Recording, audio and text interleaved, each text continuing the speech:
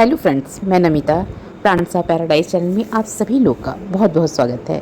Friends, आज हम आपको इस वीडियो में बालसम यानी गुल मेहंदी के पौधे को बीज से कैसे ग्रो करेंगे इसके विषय में जानकारी देंगे। इसके साथ ही साथ कुछ दिन पहले बालसम के सीड्स से ग्रो हुए पौधे का अपडेट भी दिखाएंगे और सीडलिंग को किस तरह से हम पॉट में रिपोर्ट करेंगे इसके विषय में बताएंगे। फ्रेंड्स, इस वीडियो में आप बालसम के जो पौधे देख रहे हैं या जो उस पर खिले हुए फूल देख रहे हैं, ये हमारे पिछले साल के हैं और इसी से बीज कलेक्ट करके हमने इस साल बीज को लगाया है और जो आपको आगे वीडियो में दिखाएंगे। जुलाई अगस्त का महीना इस पौधे को सीड से ग्रो करने के लिए बहुत अच्छा समय होता है। इसके बीज जो है थोड़ी ह्यूमिडिटी जब वातावरण में हो जाती है, नमी हो जाती है, तब बहुत अच्छे से अंकुरित होते हैं। 5 से 10 दिन में ये बीज अंकुरित हो जाते हैं और छोटी छोटी पत्तियां निकल आती हैं। पौधे के बड़े होने और फूल आने में 1.5 से 2 महीने का टाइम लग जाता है। दिसंबर तक ये खूब अच्छी फ्लावरिंग करते हैं। धीरे धीरे फूलों का आना कम होने लगता है और इस पौधे पर सीड पॉड बनने लगता है जिसमें सीड्स ग्रो होने लगते हैं। और ग्रो होने के बाद जब सीड्स बहुत काले हो जाते हैं, थोड़ा मेच्योर हो जाते हैं, तब हम इन्हें तोड़ करके अपने पास रख लेते हैं, सेव कर लेते हैं और फिर अगले सीज़न में हम इसी मंथ में इनको मिट्टी में डाल करके अच्छी तरह से ग्रो कर देते हैं और फिर नया पौधा तैयार हो जाता है। ये वही पौधा है जिसमें अभी आप आगे वीडियो में फूल देख रहे थे। धीरे धीरे जैसा हमने बताया कि दिसंबर में फूल आने बंद हो जाते हैं और सीड पॉड बनने लगते हैं। ये आपको सामने सभी ये सीड पॉड दिख रहे हैं और जैसे ही ये मेच्योर होते हैं हम इनको तोड़ लेते हैं और इसके बाद अगले सीज़न में फिर हम इसको लगाते हैं। बालसम के अलग अलग रंगों के फूलों वाले सीड्स को हमने इन्हीं अलग अलग डिब्बियों में सेव कर लिया था। बालसम के सीड्स सरसों के दाने के आकार के छोटे छोटे से दिखाई देते हैं। तो यहाँ आप देखिए, जो हमने सीड्स एक रंग के फूल वाले सेव किए थे, यहाँ कितने छोटे छोटे और ये महीन से काफ़ी मात्रा में हैं। अब हम बालसम के सीड्स को लगाने के लिए मिट्टी को तैयार करेंगे। तो यहाँ पर हमने 50% गार्डन सॉइल लिया है और 20% के करीब सैंड लिया है। 30% हमने वर्मी कंपोस्ट को इसमें ऐड किया हुआ है। 1 स्पून के करीब हमने इसमें फंजीसाइड को मिलाया हुआ है। तो इस तरह से हमने पॉटिंग मिक्स को बनाया है। अब सारे पॉटिंग मिक्स को हम अच्छी तरह से सारी चीज़ों को मिला लेंगे और तब पॉट में भरने के बाद इस बीज को लगाएंगे। सीड्स को लगाने के लिए यहाँ हमने इस तरह का चौड़े मुँह का प्लास्टिक का पॉट लिया हुआ है और इसमें कई ड्रेनेज होल को हमने बना लिया है, जिससे पानी इसमें जब भी डाला जाए तो अच्छी तरह से ड्रेन आउट हो जाए, पानी इसमें मिट्टी में रुके नहीं। सारे ड्रेनेज होल पर थोड़ा ईंट के टुकड़ों को रख करके बंद कर देंगे। इसके बाद सारे पॉटिंग मिक्स को पॉट में अच्छी तरह से ऊपर तक भर लेंगे। यहाँ हम एक ही पॉट में 2 अलग अलग कलर के बालसम के बीज को ग्रो करेंगे। तो इसलिए हमने एक प्लास्टिक की पाइप को बीच में लगा दिया है, जिससे कि ग्रो हो जाने के बाद ये पता चले कि ये रेड कलर के फ्लावर के बीज डाले थे और इसमें वाइट कलर के, दूसरी तरफ वाइट कलर के बीज इसमें डाला गया था। अब सारे बीज को अच्छी तरह से हम इस मिट्टी में स्प्रेड कर देंगे। तो बहुत गहराई तक हम बीज को नहीं लगाएंगे कि बहुत अंदर तक अगर हम बीज को लगाते हैं तो उसको ग्रो होने में थोड़ा ज़्यादा वक्त लग जाता है। इसलिए इसको ऊपर से स्प्रेड करने के बाद एक लेयर इसमें इसी पॉटिंग मिक्स को डाल देंगे। इसी तरह फ्रेंड, ये दूसरे कलर का बालसम का सीड्स है, जिसको हम प्लास्टिक की जो हमने स्टिक लगाई है उसकी दूसरी तरफ मिट्टी में स्प्रेड कर देंगे।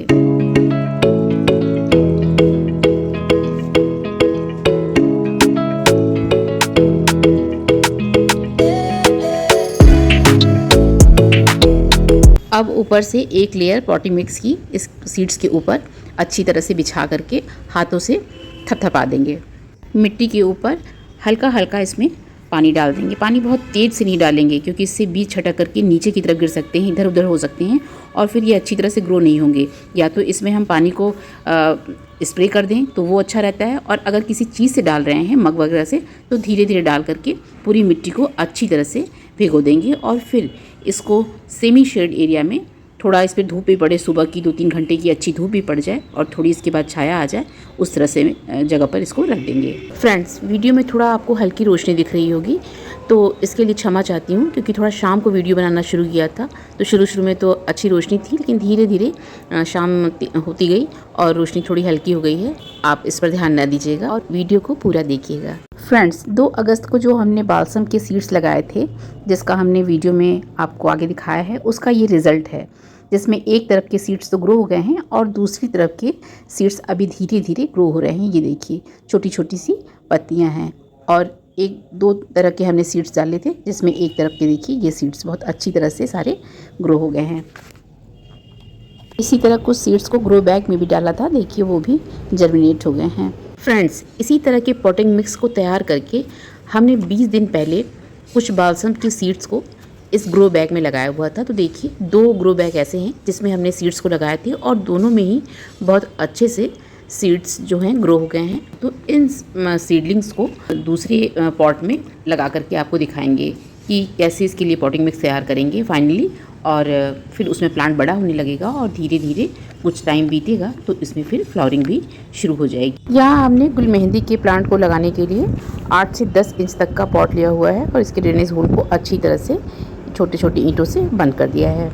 बालसम के पौधे को लगाने के लिए जो हमने पॉटिंग मिक्स तैयार किया है उसमें हमने 30% सॉइल लिया है, गार्डन सॉइल, और 30% हमने उसमें सैंड मिलाया है और 30% ही हमने उसमें वर्मी कंपोस्ट डाला है।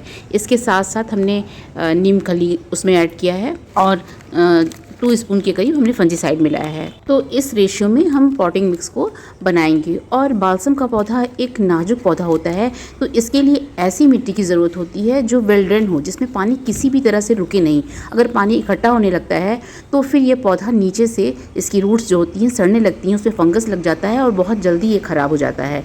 इसलिए मिट्टी तैयार करते समय हमें इस बात का बहुत ध्यान रखना होगा कि मिट्टी हमेशा वेल ड्रेन और पोरस होनी चाहिए।